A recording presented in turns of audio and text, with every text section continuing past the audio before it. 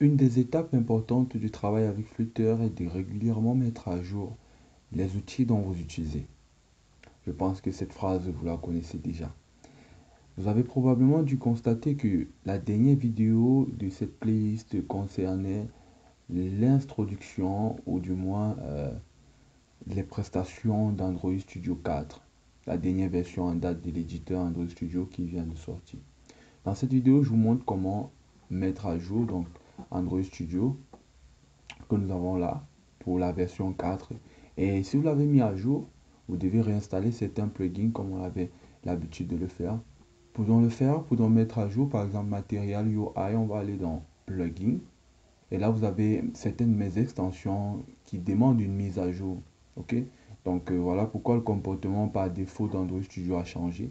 Si vous avez mis à jour la version vers la version 4.0, vous aurez de façon similaire ce résultat.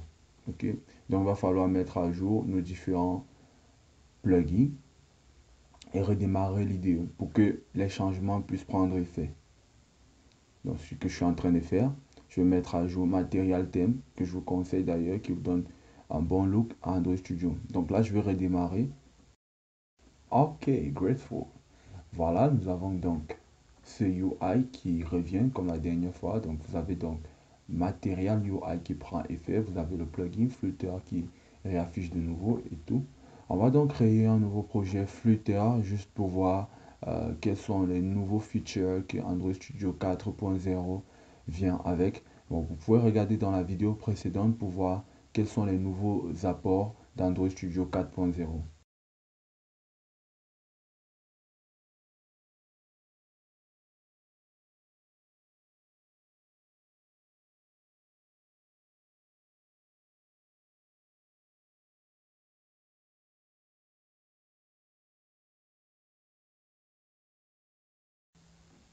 OK, voilà. Dès que c'est fait, on peut donc ouvrir et revoir donc cette coloration dynamique apporte matériel et tout ça. Donc là, vous avez notre code qui n'a pas changé, qui n'a pas beaucoup changé d'ailleurs. Donc j'aimerais chercher un autre plugin qui va nous permettre de pouvoir bien colorer ce code. OK? C'est bien, vous pouvez laisser comme ça si vous appréciez. Mais moi, je vais changer pour avoir une bonne visibilité pour pouvoir bien lire du code. Parce que lorsque les syntaxes du code sont bien colorés, ça vous donne cette envie de coder. OK? Voilà.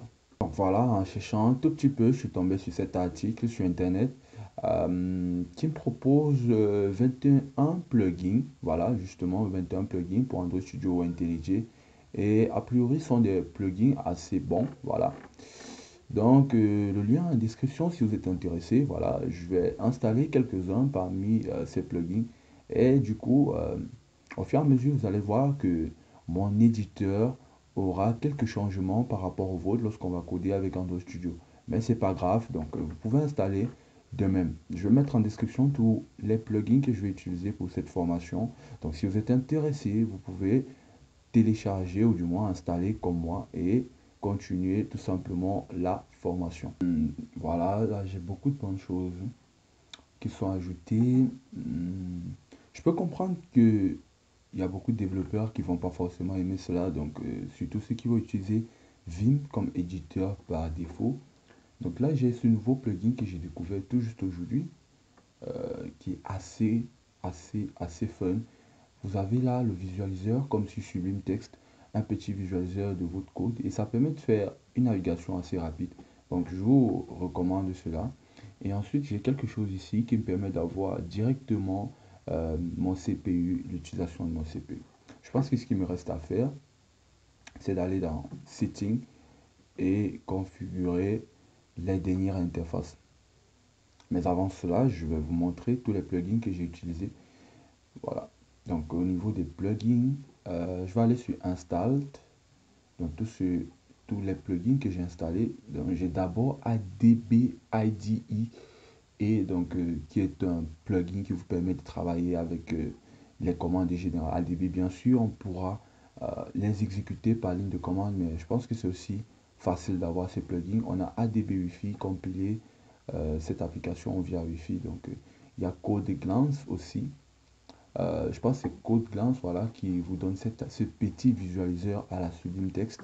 Vous avez Codota qui est le générateur de code utilisant l'intelligence artificielle. Vous avez CPU, Usage Indicator.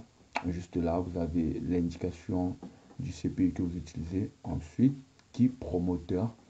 Voilà. Markdown pour pouvoir traiter du Markdown. Material Theme UI, je pense que vous l'avez déjà.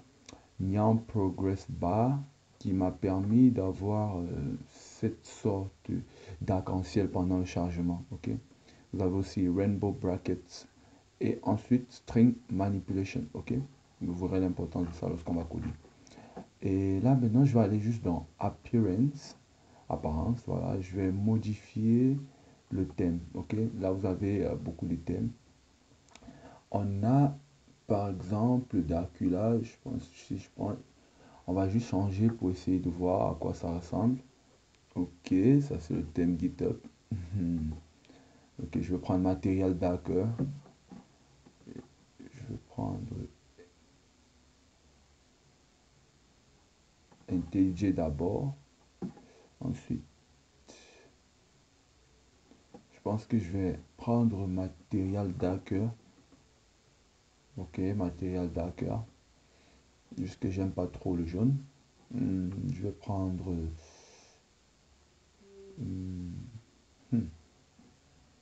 sympa comme chose. Material, Monokai Pro, Material Solaris Dark. Voilà, je m'approche à Tom One Dark. Je pense que c'est le meilleur pour moi pour l'instant. Et je vais faire Apply pour voir les modifications.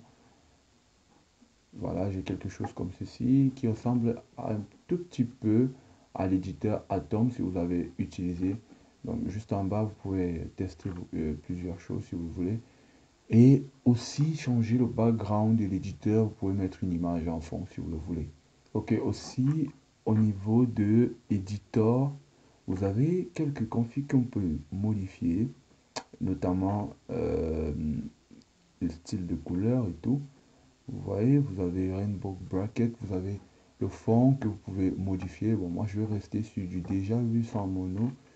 Et vous avez ce style de code que vous pouvez tout aussi bien modifier. Voilà, je pense que c'est tout. Ok, je pense que c'est tout pour moi. Voilà, j'ai tout ce que j'ai besoin pour véritablement commencer. Ok, donc là, je suis pas, par exemple, sur Tool, Inspecteur Kotlin, ADB. Voyez, vous pouvez avoir donc c'est ADB USB to Wi-Fi juste dans Tool et ADB IDE pour travailler avec du ADB. Ok, donc a priori, j'ai tout ce qu'il me faut. Donc, je pense que c'est bon pour là. C'est bon pour moi. Je pense que c'est bon pour moi. Voilà, donc installer des plugins. Mettez en commentaire ce que vous avez fait, quels sont vos configs. Si vous avez trouvé des plugins encore plus meilleurs. Donc, jusqu'ici, ça dépend de chacun. Ça dépend de chacun. Voilà. Chacun ses préférences.